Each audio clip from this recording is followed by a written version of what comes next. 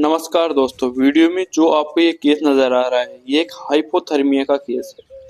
Hypothermia पशु की ऐसी कंडीशन होती है जब पशु का टेम्परेचर नॉर्मल टेम्परेचर से 4 से 5 डिग्री नीचे चला जाए। अर्थात पशु का नॉर्मल जो टेम्परेचर होता है वो 101 होता है, 100 से 101 के बीच होता है, लेकिन ये टेम्परेचर था इसका 96, 97 भी हो सकता है। ये एक हाइपोथर्मिया है।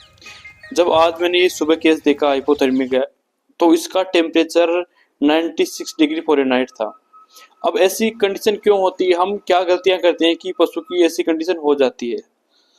इसमें सबसे अगर ध्यान देने योग्य बात है वो है पशु का जो हम आहार दे रहे हैं उसके ऊपर हमें ध्यान देना चाहिए। अगर हम पशु को बहुत ही कम आहार दे रहे हैं तो उसकी जो रूमन की मेटाबॉलिक रेट है वो एकदम नीचे चली जाएगी और पशु को ग्लूकोज वगैरह नहीं मिल पाएगा, जिसके कारण पशु की एकदम से टेम्परेचर गिर जाएगा और पशु कमज़ोर हो जाएगा, जिसके कारण पशु सुस्त भी रहने लग जाता है। कई बार पशु में कैल्शियम की कमी हो जाती है, इसी कारण भी हाइपोथर्मिया केस आ जाता है। या फिर कई बार जो ठंडी जगह होती है वहाँ पर ठंड के कारण भी हाइपोथर्मिया हो जाता है। अब जब मैंने सुबह इस केस को देखा तो मैंने इसको ट्रीट भी किया।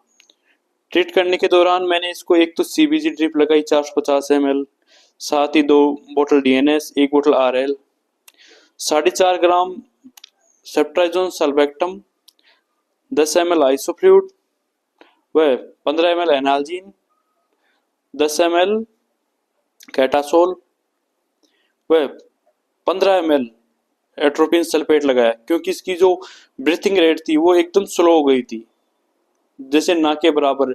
जैसे 1 मिनट में 1 से 2 बार सांस, बिल्कुल ना के बराबर इसकी ब्रीथिंग रेट हुई। इस कारण मुझे आइसोफ्लूइड और एट्रोपिन दोनों को थोड़ा हेवी डोज में लगाना पड़ा ताकि इसकी जो रेट बढ़ सके।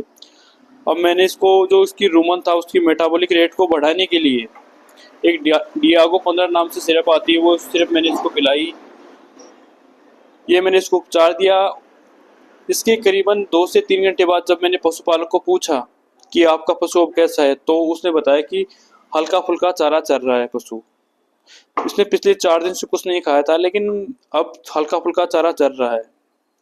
तो अगर आपकी कंडीशन में कभी भी ऐसा होता है तो आप अपने पशु का ध्यान रखिए। साथ ही मैं उस पशुपालक को सजेशन भी करके आया हूँ कि अपने पशु को आप जो कैल्शियम की जेल आती है, मार्केट में काफ़ी सारी जेल आती है, जैसे कैलब जेल हुई, अलग अलग कंपनी के अलग अलग नाम से आती है, लेकिन नॉर्मली जो कोई सी भी जेल लिया हो, लेकिन उसमें पिलाना ज़रूरी होता है। कई बार क्या होता है कि हम एक ही ब्रांड के पीछे पड़ जाते हैं, वो ना मिलता तो हम कुछ नहीं पिलाते, लेकिन हमें पिलाना चाहिए। अगर आपको हमारा ट्रीटमेंट अच्छा लगा हो तो लाइक, शेयर, सब्सक्राइब करें। साथ ही अगर कोई गलती हुई तो हमें कमेंट में बताएं कि आपने ये गलती की है। धन्यवाद।